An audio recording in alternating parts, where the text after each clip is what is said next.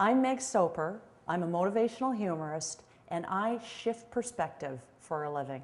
My clients are faced with a challenge of everyday stress, of having to do more with less, energizing their employees, making them feel valued, but with a limited budget. That's a huge stressor right now. People are just expected to do more with less.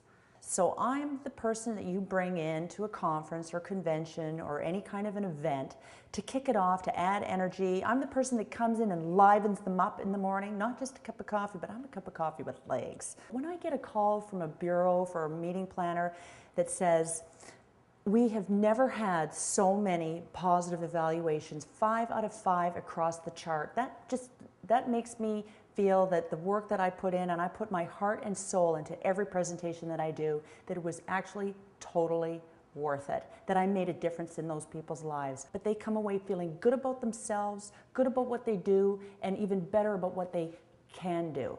I'm the lady that ties it in and sends them home with their spirits lifted and a song in their heart.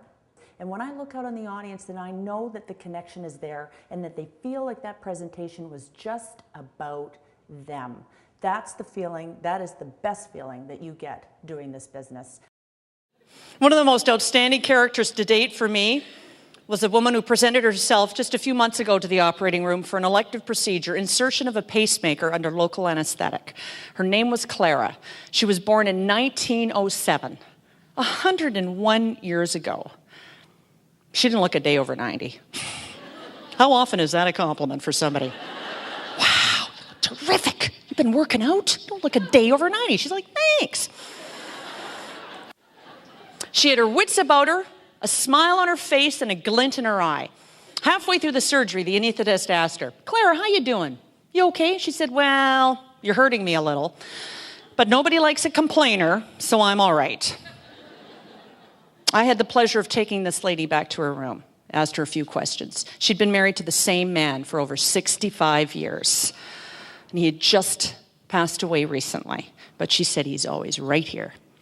In fact, he was here a few minutes ago. I'm sorry you missed him. She worked at her own job till her late 70s, raised 3 children, a number of grandchildren, many of whom she liked. The next day, she was moving into a nursing home. Nobody pushed her. She just didn't want to worry about the lawn anymore. I couldn't help but ask her, what is the secret to your spirit? She said, don't take yourself too seriously, no matter how old you are. Nobody's getting out of this life alive. And you may hasten the process if you don't laugh often enough. How true is that?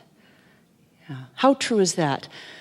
It's a reminder for me of the reason why I love nursing is because you get what you give out. And you are so blessed with the jobs that you do and your profession that you honor by celebrating and being here today and sharing your expertise and knowledge. And it's not just your expertise and your experience.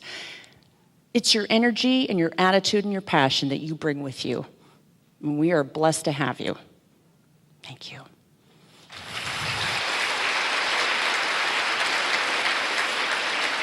Where do you sit on your priorities list? Are you pretty high up? How about you fancy man in the green shirt and the fabulous glasses?